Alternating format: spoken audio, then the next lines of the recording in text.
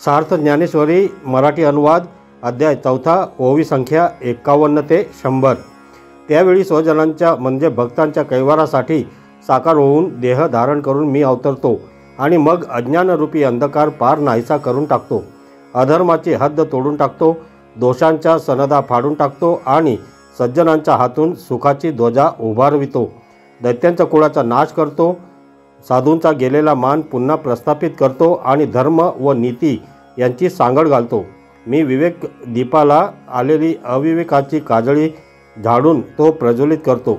त्यावेळी योग्यांना निरंतर दिवाळी होते, तेव्हा सर्व जग आत्मसुखाने भरून जाते।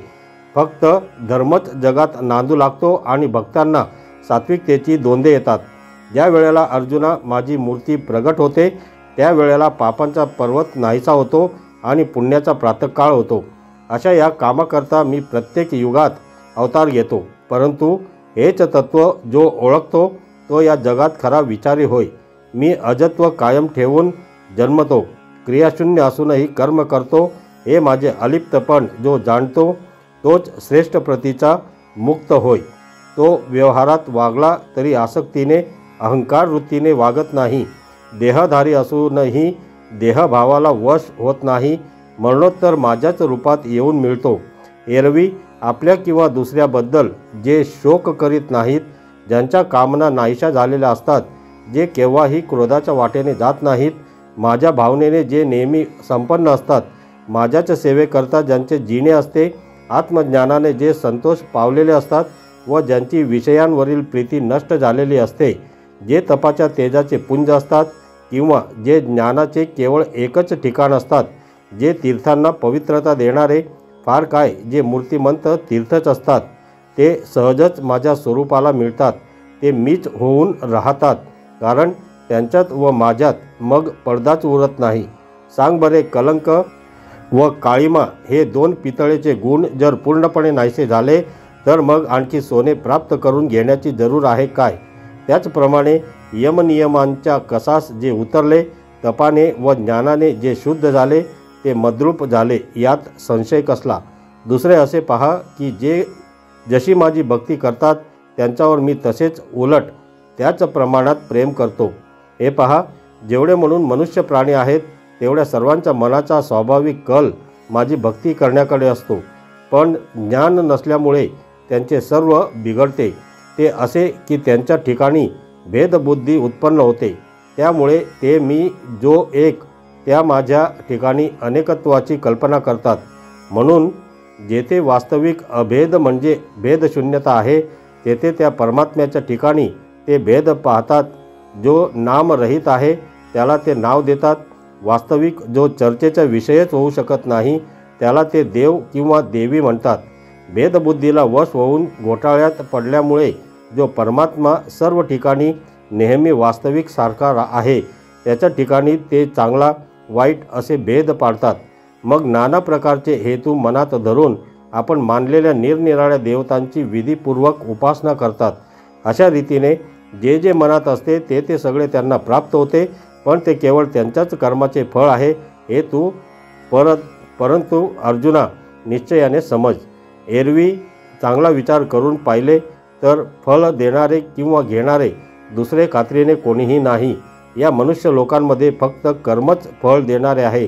ज्याप्रमाणे शेतात जे पेरावे त्या वाचून तेथे दुसरे उत्पन्न होत नाही, किंवा आरशात जे पाहावे तेच त्यांना त्यात दिसते, किंवा अर्जुना ज्याप्रमाणे डोंगराच्या पायथ्याशी आपणच बोललेला शब्द काही कारणाने प्रतिध्वनीचे रूप घेऊन तसाच उमटतो, त्याप्रमाणे अर्जुना या सर्व उपासनांचा मी केवळ साक्षी आहे, जेथे ज्याच्या त्याच्या भावनेला अनुसरून फलाची प्राप्ती होते।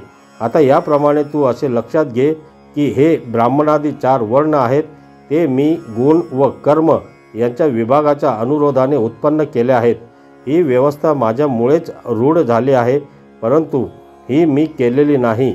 अरे अर्जुना, हे ज्याने तत्वता ओळखले तो कर्मबंधापासून मुक्त झाला, कारण की निरनिराळे स्वभाव धर्म व गुण यांच्या धोरणाने त्या 4ही वर्णाच्या कर्माची मी योजना केली आहे। अर्जुना, हे सर्व मनुष्य वस्तुतः एकच खरे, परंतु 4 वर्णात त्यांची विभागणी झाली। याप्रमाणे ही निवड स्वभावतः गुण कर्मामुळे केलेली आहे। म्हणून अर्जुना ऐक, ही वर्णभेदाची व्यवस्था अशी असल्यामुळे तिचा कर्ता मी मुळीच नाही।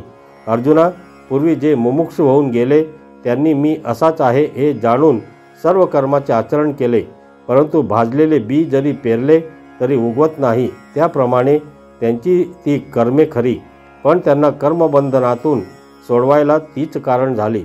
या बाबतीत अर्जुना आणखी एक गोष्ट महत्त्वाची आहे। हा कर्माचा विचार जाणत्या पुरुषाला देखील आपल्या बुद्धीने करता येईल असा नाही। कर्म कशाला म्हणावे अथवा अकर्माचे लक्षण काय याचा विचार करता करता शहाणेसुद्धा घोटाळ्यात पडतात।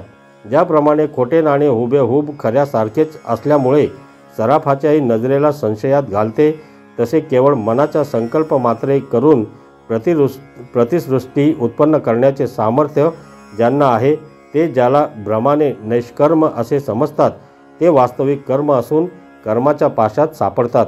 या बाबतीत चांगले दूरदर्शीही देखील मूढ बनतात। तेथे बिचाऱ्या मूर्खांची काय कथा। म्हणून आता तीच गोष्ट तुला सांगतो ऐक। तर ज्याच्या योगाने स्वभावतः हे विश्व आकाराला येते तेच कर्म होय। या ठिकाणी त्याच कर्माचे यथार्थ ज्ञान पहिल्याने करून घेतले पाहिजे। मग वर्ण व आश्रम यांना जे कर्म विशेष योग्य म्हणून वेदात सांगितले आहे त्याची देखील त्याच्या उपयुक्ततेसह चांगली ओळख करून घेतली पाहिजे। त्यानंतर ज्याला निषिद्ध कर्म म्हणतात त्याचेही स्वरूप ओळखणे जरूर आहे। या ठिकाणी एवढे झाले म्हणजे मनुष्य मग सहजच कर्म करीत असता गुंतत नाही। एरवी हे सर्व जग कर्माच्या अधीन आहे असा या कर्माचा विस्तार दुर्बोध आहे। पण अर्जुना, ते असो, आता कृतकृत्य पुरुषाचे लक्षण ऐक।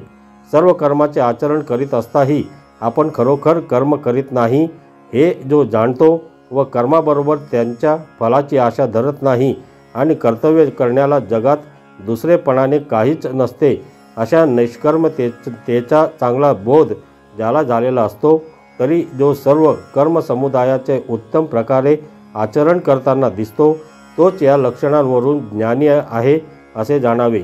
ज्याप्रमाणे जो पाण्यापाशी उभा राहिलेला असतो तो जरी आपण पाण्यात आहो असे पाहत असतो, तरी त्याला निसंशय खरे ज्ञान असते की आपण वेगळे आहोत, पाण्यात नाही।